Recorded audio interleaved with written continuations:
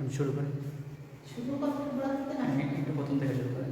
দেখতে গেছি যাও বলেন। একবারে স্টার্ট প্রথম থেকে। সুপ্রিয় দ্বাদশ শ্রেণীর শিক্ষার্থীরা, অনলাইন ক্লাসে তোমাদের অভিনন্দন। আমি নফিসা পারভিন, প্রভাষক বাংলা, কাজী জহুরুল হক কলেজ। শিক্ষার্থীরা কেমন আছো? হয়তো সবাই সুস্থ আছো, সুন্দর আছো, নিরাপদে আছো। শিক্ষার্থীরা, আজ আমি বাংলা দ্বিতীয় পত্রের নির্মিতি অংশের পরিভাষা বা পারিভাষিক শব্দগত ক্লাসের পরের থেকে আলোচনা করব। আমরা জানি বাংলা দ্বিতীয় পত্র দুটি অংশে বিভক্ত আছে আমাদের সিলেবাসে। প্রথম অংশ হচ্ছে কি ব্যাকরণ, আর দ্বিতীয় অংশ হচ্ছে নির্মিতি। পরিভাষা বা পারিভাষিক শব্দ হচ্ছে নির্মিতি অংশের প্রথম প্রশ্ন বা 7 নং প্রশ্নে আমরা পেয়ে থাকি। এখানেও অথবা আছে, আমরা জানি আমাদের দ্বিতীয় পত্রে প্রত্যেকটি প্রশ্নে অথবা থাকে। তো আমি তোমাদের 7 নং প্রশ্নের পরিভাষা বা পারিভাষিক শব্দ যে 7 নং প্রশ্নের যে ক অংশ থাকবে সেটি আলোচনা করছি। আমি তোমাদের গত ক্লাসে আলোচনা করেছিলাম যে পরিভাষা কি বা পারিভাষিক শব্দ বলতে কি বোঝো, পারিভাষিক শব্দের প্রয়োজনীয়তা কি সেটি আলোচনা করেছিলাম। শিক্ষার্থীরা, আজ আমি আলোচনা করব পরিভাষা বা পারিভাষিক শব্দ ব্যবহারের ক্ষেত্রে, পরিভাষা বা পারিভাষিক শব্দ ব্যবহারের ক্ষেত্রে যে দিকগুলো লক্ষ্য রাখতে হয়। অর্থাৎ আমরা যখন পরিভাষা বা পারিভাষিক শব্দ লিখব সেক্ষেত্রে আমাদের কোন দিকে খেয়াল রাখতে হবে সেই দিকটা। তো শিক্ষার্থীরা, যেহেতু এটা আমাদের ফেসবুক লাইভ ক্লাস, দেখি তোমরা কে কে যোগদান করেছো।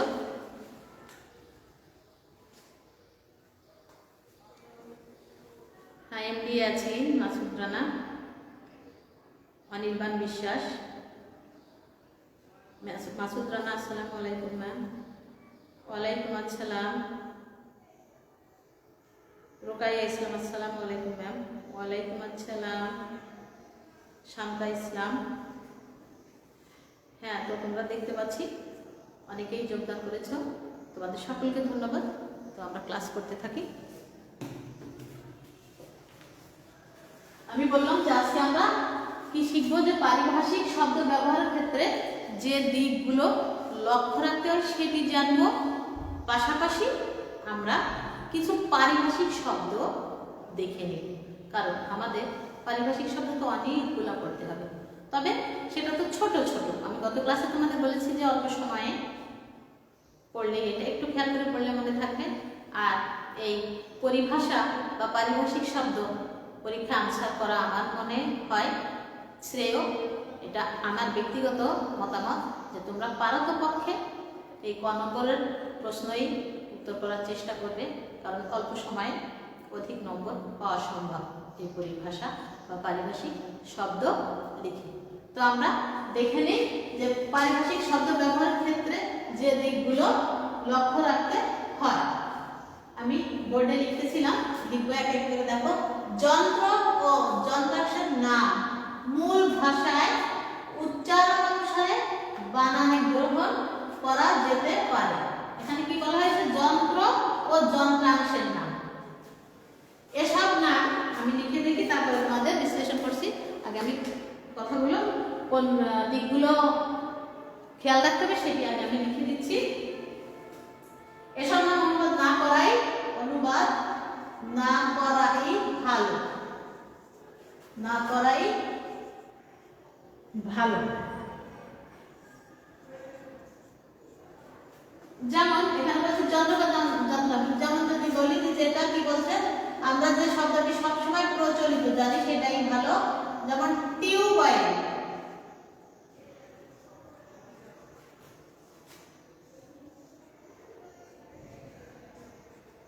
এই টিউবওয়েল শব্দটি আমরা শুনতে শুনতে মূল ভাষায় উচ্চারণ করতে করতে এতটা বেশি অভ্যস্ত হয়ে গিয়েছি যে এর বাংলাটি এখন আর আমাদের কাছে কি এত বেশি সুন্দর শ্রুতি মধুর মনে হবে না।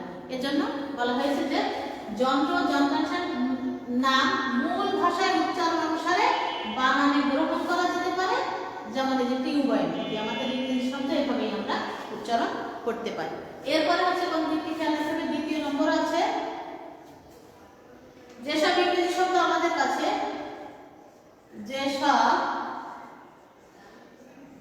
ইংরেজি শব্দ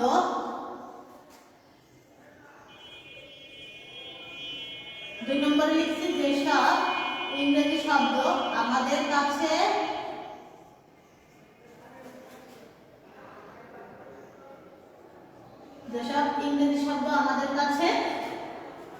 বহুল পরিচিত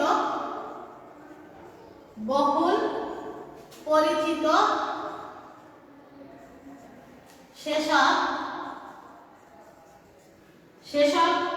শব্দের অনুবাদ না করাই ভালো। সেসব শব্দের অনুবাদ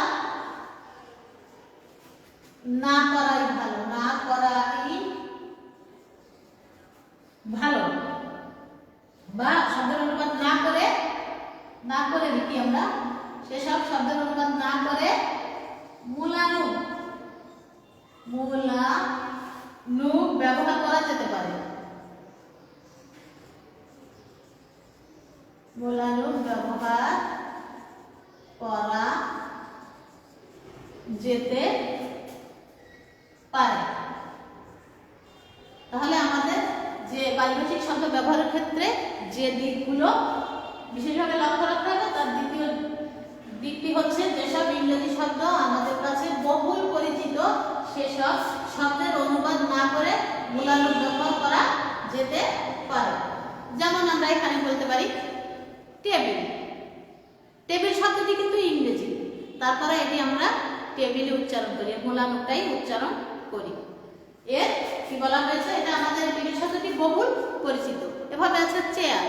চেয়ার শব্দের অর্থ কিন্তু আমরা চেয়ার বললেই আমাদের কাছে অনেক বেশি সঠিক মনে হয়, শ্রুতি মধুর মনে হয়। এখানে আমরা বাংলাটি ব্যবহার করি না। তো সেই কথা বলা হয়েছে যে যেসব ইংরেজি শব্দ আমাদের কাছে বহুল পরিচিত সেসব শব্দের অনুবাদ না করে মূলানুগ ব্যবহার করা যেতে পারে। যেমন বললাম আমি চেয়ার, টেবিল ইত্যাদি। এরপরে আছে 3 নম্বরে, আমরা দেখব কি আছে। 3 নম্বরে আছে যেসব বিদেশি শব্দের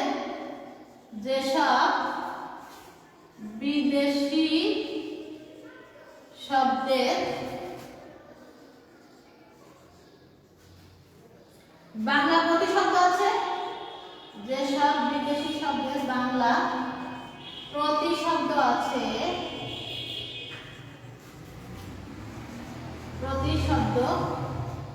আছে, জটিল, যেসব বিদেশি শব্দের বাংলা প্রতিশব্দ আছে জটিল ও দীর্ঘ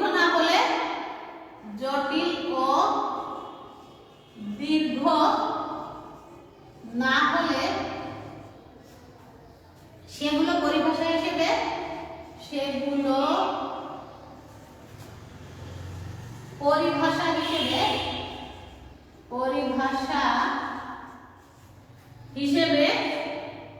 ব্যবহার করা যেতে পারে। পরিভাষা হিসেবে ব্যবহার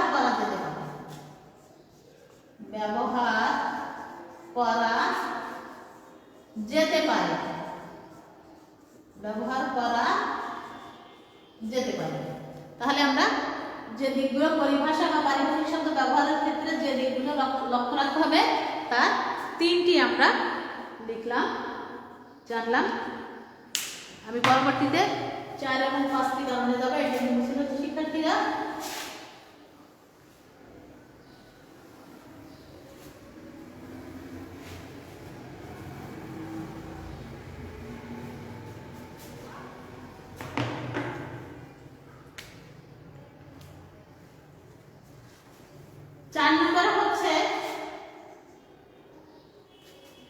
মাতৃভাষায় ব্যবহৃত অপ্রচলিত। মাতৃভাষায় ব্যবহৃত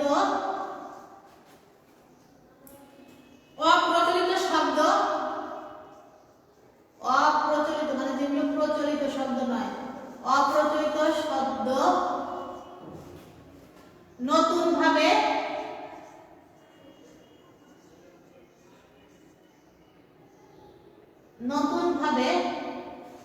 পরিভাষা হিসেবে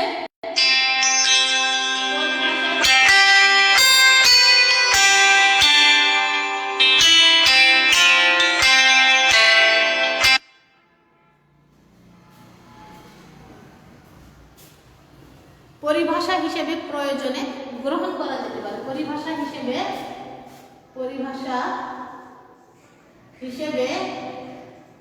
গ্রহণ করা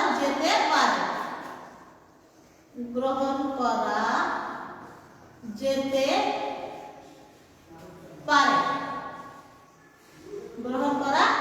পারে। তাহলে 4 নম্বর কারণ লিখলাম হচ্ছে মাতৃভাষায় ব্যবহৃত অপ্রচলিত শব্দ নতুনভাবে পরিভাষা হিসেবে গ্রহণ করা যেতে পারে। এরপরে আমরা 5 নম্বরটা দেখে নেব।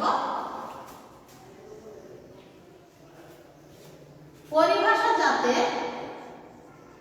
অন্যান্য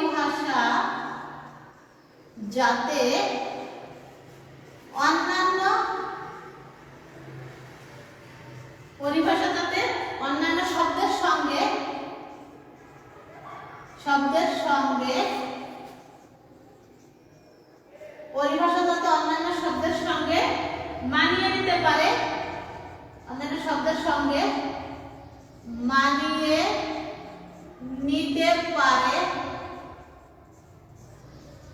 সেদিকে খেয়াল রাখতে হবে। মানিয়ে নিতে পারে সেদিকে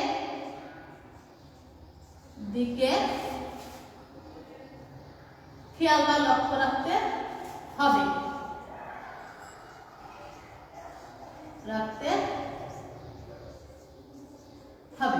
তাহলে শিক্ষার্থীরা আমরা 5টি লক্ষ্য বা দিক জানলাম যে পরিভাষা বা পারিভাষিক শব্দ ব্যবহারের ক্ষেত্রে আমাদের এই 5টি দিক লক্ষ্য রাখতে হবে। তো গত ক্লাসে আমি তোমাদের প্রয়োজনীয়তা আলোচনা করেছি, পরিভাষা আলোচনা করেছি। পরিভাষাটি আরেকবার আমি আজকে বলে দিচ্ছি তোমাদের, সহজ ভাষায় বিভিন্নভাবে বলা যায়। গত ক্লাসে যেভাবে সংজ্ঞা দিয়েছি সেভাবেও বলা যাবে, আবার এভাবে বলতে পারি যে এক ভাষার শব্দ অন্য ভাষায় যেভাবে পরিচিতি লাভ করে তাকে পরিভাষা বা পারিভাষিক শব্দ বলে। একেবারে সহজ কথা, একটু মনোযোগ দিয়ে তোমরা খেয়াল করলেই বুঝতে পারো যে এক ভাষার শব্দ অন্য ভাষায় যেভাবে পরিচিতি লাভ করে তাকে পরিভাষা বলে। যেমন মাউস, ডিস্ক, সিডি, মনিটর ইত্যাদি, এগুলো হলো কি কম্পিউটারের পারিভাষিক শব্দ। আর পদ, সমাস, কারক, অনুসর্গ ইত্যাদি হলো ব্যাকরণের পারিভাষিক শব্দ। তো আমরা পরিভাষা কি জানলাম, গত ক্লাসে জেনেছি এর প্রয়োজনীয়তা। আজকে জানলাম যে পারিভাষিক শব্দ ব্যবহারের ক্ষেত্রে কোন দিকগুলো খেয়াল রাখতে হবে, তার 5টি কারণ বা দিক আমরা দেখলাম। শিক্ষার্থীরা এবার আমি আরো কিছু গুরুত্বপূর্ণ পারিভাষিক শব্দ তোমাদের দেখিয়ে দিচ্ছি। তো সবাই খেয়াল রাখো, আমি বোর্ডের লেখাটা মুছে ফেলছি।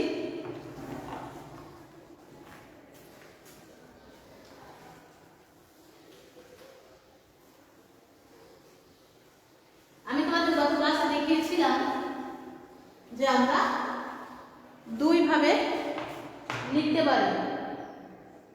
হ্যাঁ, দেখি এর মধ্যে আরো তোমরা কে কে যোগদান করেছো। ইব্রাহিম মোল্লা, মাসুদ রানা, আয়াত মিম, এমডি ইয়াছিন,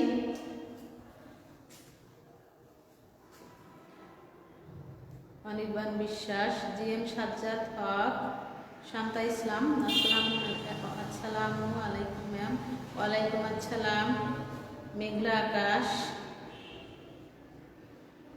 রুকায়া ইসলাম, সাগর ইসলাম, আহমদ আলী তুহিন, আমি ক্লাসে আছি, থ্যাংক ইউ। কারিমা খানম, তো শিক্ষার্থীরা, আমরা কি বলেছি যে গতদিন আমি পরিভাষা বা পারিভাষিক শব্দ বলেছিলাম যে আমরা ছক আকারে লিখতে পারবো, ছক ছাড়াও লিখতে পারবো। তো আমি আরো কিছু গুরুত্বপূর্ণ পারিভাষিক শব্দ তোমাদের দেখিয়ে দিচ্ছি। প্রদত্ত শব্দ ছক আকারে আমরা লিখতে পারবো।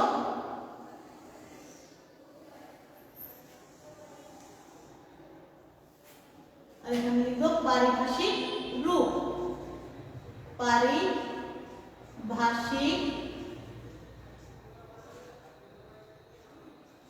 রূপ।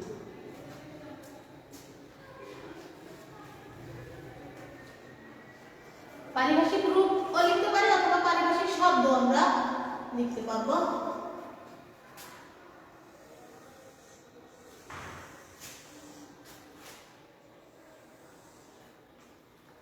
তো প্রথমে আমি যেটা লিখছি সেটা হচ্ছে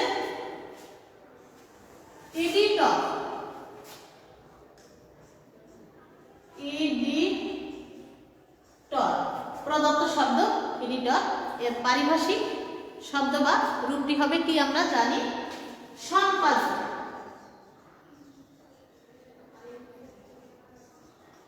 সম্পাদক। তারপরে যাব হচ্ছে র‍্যাঙ্ক। RANK। র‍্যাঙ্ক শব্দের পারিভাষিক শব্দ হচ্ছে পদমর্যাদা। পদমর্যাদা। তারপর লিখব উইল। উইল শব্দের পারিভাষিক রূপ হচ্ছে সংকল্প। সংকল্প। সংকল্প। তারপরে যাবে স্টাডি। STUDY study. স্টাডি শব্দের অর্থ হচ্ছে শিক্ষা বা অধ্যয়ন। শিক্ষা বা অধ্যয়ন। আমরা কিন্তু এই কাজটা খুব, শিক্ষার্থীরা এই কাজের বেলা আমাদের খুব অলসতা, আমাদের স্টাডি করাটা যেন খুব বেশি কঠিন মনে হয় না। এই বয়সে স্টাডি অবশ্যই আমাদের করতে হবে, কারণ তোমরা ছাত্র, আজকে তোমরা ছাত্র, আগামী দিনের ভবিষ্যৎ। তো এই ছাত্র অবস্থায় স্টাডির বিকল্প নেই, অধ্যয়নের বিকল্প নেই, প্রচুর পরিমাণ অধ্যয়ন করতে হবে। আর এই করোনা মহামারীর কারণে তোমরা তো ঘরে বসে থাকার কথা, ঘরে বসে থাকো, এই সময় প্রচুর পড়ার সুযোগ পাচ্ছ। যদি তোমরা একটু আন্তরিক হও পড়ার প্রতি, তাহলে দেখবে যে অনেক সহজে অনেক বেশি শিখে ফেলতে পারছো। সেটা একান্তই তোমাদের আন্তরিকতা বা তোমাদের ইচ্ছার উপর নির্ভর করছে। তো আমরা আরো কিছু পারিভাষিক শব্দ দেখে নিই। স্টাডি। ফিকশন। ফিকশন শব্দের অর্থ হচ্ছে কথা সাহিত্য।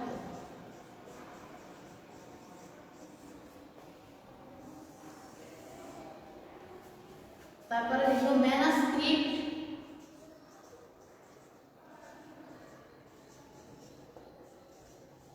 ম্যানাস্ক্রিপ্ট শব্দের অর্থ হচ্ছে পান্ডুলিপি।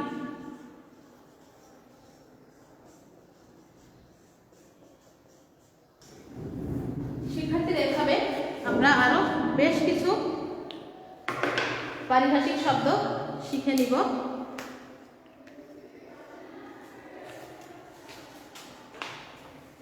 আমি মুছে ফেলছি এটা।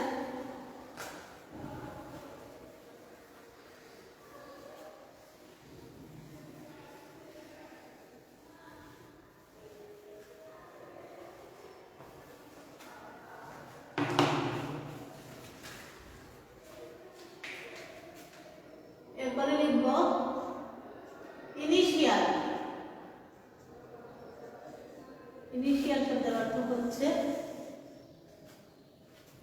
প্রারম্ভিক।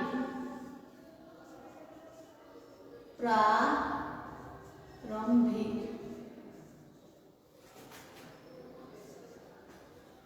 তারপরে লিখব প্রিপেইড। প্রিপেইড শব্দের পারিভাষিক শব্দ হচ্ছে আগাম প্রদত্ত।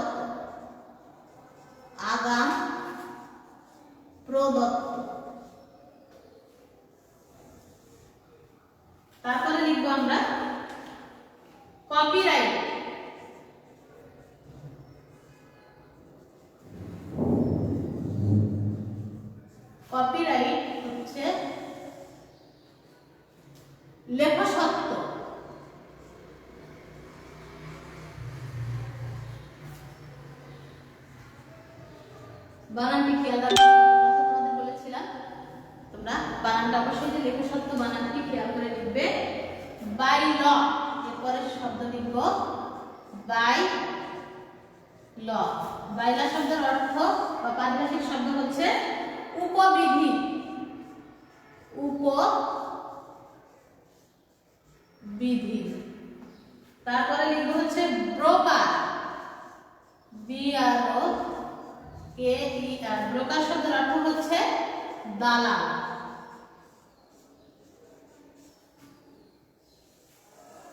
ব্রোকার হচ্ছে দালাল। তারপরে লিখব লিজ, LEASE। লিজ শব্দের অর্থ হচ্ছে ইজারা। লিজ শব্দের অর্থ হচ্ছে ইজারা। তো শিক্ষার্থীরা এভাবে আমাদের একাধিক পারিভাষিক শব্দ শিখতে হবে। পরীক্ষায় আমরা যদি এভাবে লিখি, একটি পারিভাষিক শব্দের জন্য আমাদের 1 নম্বর নির্ধারিত। তো আমরা সেভাবেই লিখব। আর এটা অল্প সময় আমরা অধিক নম্বর পাব। তো আমার নির্দেশনা থাকবে তোমাদের প্রতি যে তোমরা চেষ্টা করবে 7 নম্বরের ক এর উত্তর করতে, যে নিম্নলিখিত শব্দগুলির পারিভাষিক রূপ লেখো। তো আমাদের এখানে গত ক্লাসে বলেছিলাম যে 15টি পারিভাষিক শব্দ আমাদেরকে দেওয়া থাকবে প্রশ্নে, যে কোনো 10টির উত্তর করতে হবে। এভাবে তোমরা আরো সহজে পড়ে নিতে পারো। বিভিন্ন যে বোর্ডগুলো আমাদের আছে, এই বোর্ড প্রশ্নগুলো তোমরা ফলো করতে পারো। সেখানে তোমরা 19 সাল থেকে শুরু করে ওদিকে ব্যাকে বা পেছনে যেতে পারো 13 সাল পর্যন্ত। এর ভেতর তোমরা যতটুকু সম্ভব যে বইতে যে সাল পর্যন্ত দেওয়া থাকে, এই সালগুলা বিভিন্ন বোর্ডের বিভিন্ন সালের বিভিন্ন বোর্ডগুলো তোমরা ফলো করবে। তো তাতে দেখা যাবে যে তোমাদের অনেক শব্দ জানা হয়ে যাচ্ছে।